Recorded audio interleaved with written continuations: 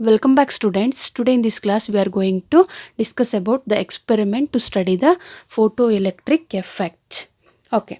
The experimental arrangement to study the photoelectric effect is as shown in the figure. Okay, figure alli nodta idivalla. This is the experimental setup.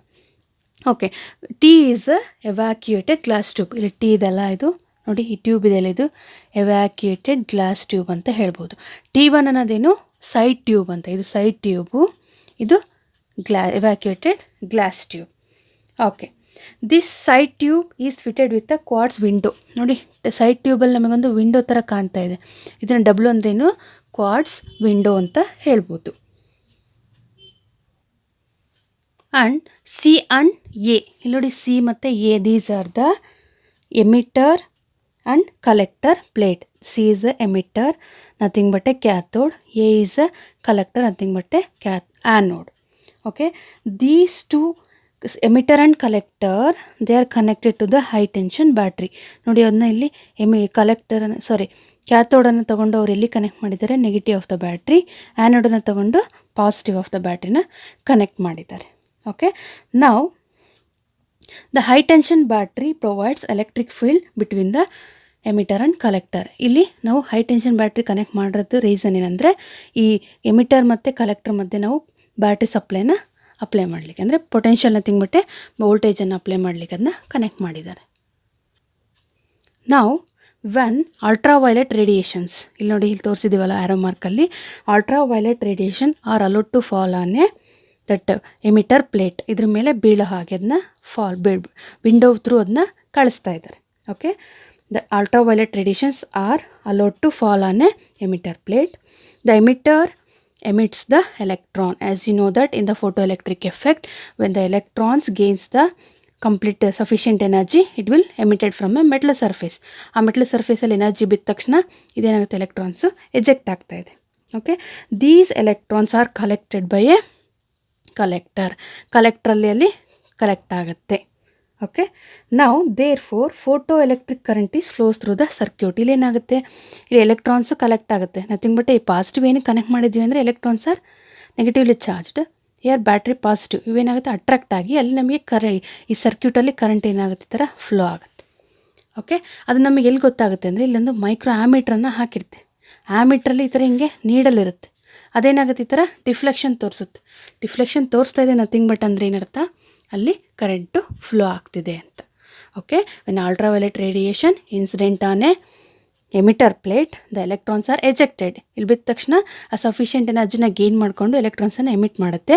ಆ ಎಲೆಕ್ಟ್ರಾನ್ಸನ್ನು collect ಮಾಡೋದು ಅಂದರೆ collector. Okay, ಅಲ್ಲಿ ನಮಗೆ external ಸರ್ಕ್ಯೂಟಲ್ಲಿ current flow ಆಗುತ್ತೆ. ಇಲ್ಲಿ ನೋಡಿ ಒಂದು volt ಮೀಟರ್ನ connect ಮಾಡಿರ್ತಾರೆ. ಯಾಕಂದರೆ ನಾವು ವೋಲ್ಟೇಜ್ ಎಷ್ಟು ಕೊಡ್ತಾ ಇದ್ವಿ, ಪೊಟೆನ್ಷಿಯಲ್ ಎಷ್ಟು ಕೊಡ್ತಾ ಇದನ್ನ ಮೆಜರ್ ಮಾಡಲಿಕ್ಕೆ ನಾವು ವೋಲ್ಟೇಜನ್ನು ಕನೆಕ್ಟ್ ಮಾಡಿದ್ದೀವಿ. ನಾವು coming to what are the experimental observations of photo electric effect.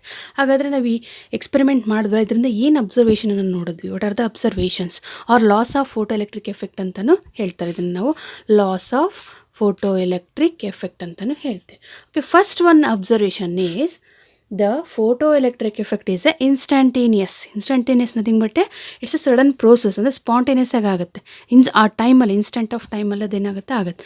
It means ಯಾವಾಗ ಅಲ್ಟ್ರಾವೈಲೆಟ್ ರೇಡಿಯೇಷನ್ಸ್ ಬಿತ್ತು, ಮಿನಿಮಮ್ ಎನರ್ಜಿನ ಗೇನ್ ಮಾಡ್ಕೊಳ್ತೀನಿ, ರೇಡಿಯೇಷನ್ಸ್ನ ಅಬ್ಸರ್ವ್ ಮಾಡಿಕೊಂಡು ಎಲೆಕ್ಟ್ರಾನ್ಸ್ ಏನಾಗುತ್ತೆ, ಸಡನ್ನಾಗಿ ಜಂಪ್ ಆಗಿಬಿಡುತ್ತೆ. ಇಲ್ಲಿ ಬಿದ್ದು 1 ಗಂಟೆ ಆದಮೇಲೆ ಎಲೆಕ್ಟ್ರಾನ್ಸ್ ಎಮಿಟ್ ಆಗಲ್ಲ. ಅಂದರೆ ಟೈಮ್ ಲ್ಯಾಗ್ ಏನಾಗಿರುತ್ತೆ, ತುಂಬ ಕಡಿಮೆ ಇರುತ್ತೆ. About 10⁻⁻⁹ second. Means it is an instantaneous, it takes place very quick ಅಂತ. Okay, that is the first observation. Next coming to second observation, that is, for a given material photoelectric emission takes place above certain minimum frequency of incident radiation. Okay, that minimum frequency is known as threshold frequency. ಏನಪ್ಪ ಹಿಂಗಂದರೆ, it's a minimum frequency. Okay, ಅದು ಒಂದು minimum frequency. ಏನಂದರೆ, ಈಗ suppose ultraviolet radiation ಬಿದ್ದ ತಕ್ಷಣ ಅಲ್ಲಿ electrons eject ಆಗಲ್ಲ. Okay, it has some minimum ಫ್ರೀಕ್ವೆನ್ಸಿಯಲ್ಲಿ ಇರಬೇಕು. ಆ ಮಿನಿಮಮ್ ಫ್ರೀಕ್ವೆನ್ಸಿ ಅದು ತೊಗೊಂಡಾದಮೇಲೆ ಅದಕ್ಕೆ ಯಾವಾಗ ಸಫಿಷಿಯೆಂಟ್ ಅನಿಸುತ್ತೋ ಆವಾಗ ಎಲೆಕ್ಟ್ರಾನ್ಸ್ ಎಮಿಟ್ ಆಗುತ್ತೆ. ಫಾರ್ ಎಕ್ಸಾಂಪಲ್, ಈಗ ನಾವು ಯಾವಾಗ ಡೊನೇಟ್ ಮಾಡ್ತೀವಿ, ಜನರಿಗೆ ಯಾರಾದರೂ ಹೆಲ್ಪ್ ಮಾಡೋದು ಯಾವಾಗ, ನಮಗೆ ಫಸ್ಟು ಮಿನಿಮಮ್ ಅಮೌಂಟ್ ಇರಲೇಬೇಕು. ಆವಾಗ ಮಾತ್ರ ನಾವು ಬೇರೆಯವ್ರಿಗೆ ಏನಾದರೂ ಡೊನೇಟ್ ಮಾಡ್ಬೋದು. ಇಲ್ಲೂ ಕೂಡ ಇದಕ್ಕೆ ಫಸ್ಟ್ ಮಿನಿಮಮ್ ಎನರ್ಜಿ ಬೇಕು. ಅಲ್ಲಿರೋ ಈ ಕಲೆಕ್ಟರ್ ಎಮಿಟರ್ ಪ್ಲೇಟಲ್ಲಿರೋ ಎಲೆಕ್ಟ್ರಾನ್ಸಿಗೆ ಫಸ್ಟ್ ಮಿನಿಮಮ್ ಎನರ್ಜಿ ತೊಗೊಂಡಾದಮೇಲೆ ಸಫಿಷಿಯೆಂಟ್ ಎನರ್ಜಿ ಆದಮೇಲೆ ಅದೇನಾಗುತ್ತೆ, ಎಲೆಕ್ಟ್ರಾನು ಎಜೆಕ್ಟ್ ಆಗುತ್ತೆ. ಅಂದರೆ ಒಂದು ಫ್ರೀಕ್ವೆನ್ಸಿ ಬೇಕು, ಅಲ್ಲಿ ತನಕ ಅದು ಎಲೆಕ್ಟ್ರಾನ್ಸು ಎಮಿಟ್ ಆಗಲ್ಲ. ಓಕೆ, ಆ ಮಿನಿಮಮ್ ಫ್ರೀಕ್ವೆನ್ಸಿನ ಏನಂತೀವಿ ನಾವು threshold frequency. Okay, for A given material the photo electric emission takes place. ಯಾವಾಗ ಅದು ಫೋಟೋ ಎಲೆಕ್ಟ್ರಿಕ್ ಎಮಿಷನ್ ಆಗುತ್ತೆ ಅಂದರೆ above the certain minimum frequency. Okay, minimum frequency ಆದಮೇಲೆ ಅದೇನಾಗುತ್ತೆ, ಅದು ಫೋಟೋ ಎಲೆಕ್ಟ್ರಿಕ್ ಎಫೆಕ್ಟ್ ಆಗುತ್ತೆ. ಆ ಮಿನಿಮಮ್ ಫ್ರೀಕ್ವೆನ್ಸಿನ ಏನಂತೀವಿ ನಾವು ಥ್ರೆಶೋಲ್ಡ್ ಫ್ರೀಕ್ವೆನ್ಸಿ. ಅಂದರೆ ಈ ಎಕ್ಸಾಮಲ್ಲಿ ನಾವು 35 ಬರಬೇಕು 100ಗೆ, ಅದನ್ನೇನಂತ ಹೇಳ್ಬೋದು, ಮಿನಿಮಮ್ ಮಾರ್ಕ್ಸ್ ಅಂತ ಹೇಳ್ಬೋದು. Okay, below which the candidate is fail ಅಂತ ಹೇಳಬೇಕು. ಇಲ್ಲೂ ಕೂಡ ಈ ಮಿನಿಮಮ್ ಫ್ರೀಕ್ವೆನ್ಸಿಗಿಂತ ಕೆಳಗಿತ್ತು ಅಂದರೆ ಇಲ್ಲಿ ಎಲೆಕ್ಟ್ರಾನ್ಸು ಎಮಿಟ್ ಆಗಲ್ಲ. ಎಲೆಕ್ಟ್ರಾನ್ಸ್ ಎಮಿಟ್ ಆಗಿಲ್ಲ ಅಂದರೆ ಅಲ್ಲಿ ಕರೆಂಟು ಫ್ಲೋ ಆಗಲ್ಲ. This is about the second observation. Next, coming to third observation. That is, okay, above the threshold frequency. ಹೇಳಿದ್ನಲ್ಲ ಮಿನಿಮಮ್ ಇರಬೇಕು. ಎಬೋ ಅಂದ್ರೆ 35 ಮೇಲೆ. Above the threshold frequency, the photo current is directly proportional to intensity. ಇಲ್ಲೇನಾಗುತ್ತೆ, intensity ಏನಾಗುತ್ತೆ ಅಲ್ಲಿ ಜಾಸ್ತಿ ಆಗ್ತಾ ಹೋಗುತ್ತೆ. ಅಂದರೆ ಇಲ್ಲಿ ಲೈಟಿನ ಇಂಟೆನ್ಸಿಟಿ ಜಾಸ್ತಿ ಬಿದ್ದಂಗೆಲ್ಲ more number of the electrons ಅಲ್ಲಿ ಲಿಬರೇಟ್ ಆಗುತ್ತೆ, ಎಜೆಕ್ಟ್ ಆಗುತ್ತೆ. More number of the electrons eject ಆಯಿತು ಅಂದರೆ ಅಲ್ಲಿ ಎಲೆಕ್ಟ್ರಾನ್ಸ್ ಜಾಸ್ತಿ ಫ್ಲೋ ಆಗೋದ್ರಿಂದ ನಮಗೆ ಕರೆಂಟ್ ಏನಾಗುತ್ತೆ, ಅದು ಕೂಡ ಹೈ ಬರಲೇಬೇಕು. ಅಂದರೆ as the intensity of the incident radiation, ಅಂದರೆ ಅಲ್ಟ್ರಾವೈಲೆಟ್ ರೇಡಿಯೇಷನ್ಸ್ದು ಇಂಟೆನ್ಸಿಟಿ ಜಾಸ್ತಿ ಆದಂಗೆಲ್ಲ ಫೋಟೋ ಕರೆಂಟ್ ಏನಾಗುತ್ತೆ ಅಲ್ಲಿ ಇನ್ಕ್ರೀಸಸ್ ಆಗುತ್ತೆ. ಯಾವಾಗ ಅಂದರೆ ಎಬೋವ್ ದ ಥ್ರೆಶೋಲ್ಡ್ ಫ್ರೀಕ್ವೆನ್ಸಿ. ಇದು very important point. Below the threshold frequency, no photoelectric effect takes place. Only it takes place when the frequency above the minimum frequency called threshold frequency. Next, coming to fourth. That is, above the threshold frequency, the maximum kinetic energy of the photoelectrons is directly proportional to frequency of the incident radiation. ಅಂದರೆ if above threshold frequency ಆದಮೇಲೆ ನಮಗೇನಾಗುತ್ತೆ, ಮತ್ತೆ frequency ಬಿದ್ದಂಗೆಲ್ಲ, ಅಂದರೆ light frequency ಜಾಸ್ತಿ ಬಿದ್ದಂಗೆಲ್ಲ ಇಲ್ಲಿ kinetic energy ಏನಾಗುತ್ತೆ ಎಲೆಕ್ಟ್ರಾನ್ಸ್ದು, ಅದು ಕೂಡ ಜಾಸ್ತಿ ಆಗ್ತಾ ಹೋಗುತ್ತೆ. ಅಂದರೆ ಸ್ಪೀಡ್ ಕೂಡ ಜಾಸ್ತಿ ಆಗುತ್ತೆ. ಮುಂಚೆ 35 ಮಾರ್ಕ್ಸ್ ಬರೋ ತನಕ ಓಕೆ ಸ್ಲೋ ಇರುತ್ತೆ, ಅದೇನು ಫೋಟೋ ಎಲೆಕ್ಟ್ರಿಕ್ ಎಮಿಷನ್ ಆಗಲ್ಲ. ಬಟ್ ಯಾವಾಗ ಥ್ರೆಶೋಲ್ಡ್ ಫ್ರೀಕ್ವೆನ್ಸಿ ದಾಟ್ತು ಅಂದರೆ ಥ್ರೆಶೋಲ್ಡ್ ಫ್ರೀಕ್ವೆನ್ಸಿಗಿಂತ ಕಡಿಮೆ ಇದರಲ್ಲಿ ಅಲ್ಲಿ ಏನು ಫೋಟೋ ಎಲೆಕ್ಟ್ರಿಕ್ ಎಫೆಕ್ಟ್ ಆಗಲ್ಲ. ಫೋಟೋ ಎಲೆಕ್ಟ್ರಿಕ್ ಎಫೆಕ್ಟ್ ಯಾವಾಗ ಆಗುತ್ತೆ ಅಂದರೆ above the threshold frequency, that is new not. ಅವಾಗ ಏನಾಗುತ್ತೆ ಅಂದರೆ ಫ್ರೀಕ್ವೆನ್ಸಿ ಜಾಸ್ತಿ, ಅಂದರೆ ಲೈಟ್ದು ಫ್ರೀಕ್ವೆನ್ಸಿ ಜಾಸ್ತಿ ಬಿದ್ದಂಗೆಲ್ಲ ನಮಗೆ ಎಲೆಕ್ಟ್ರಾನ್ಸ್ ಏನಾಗುತ್ತೆ, more number of the electrons is liberated.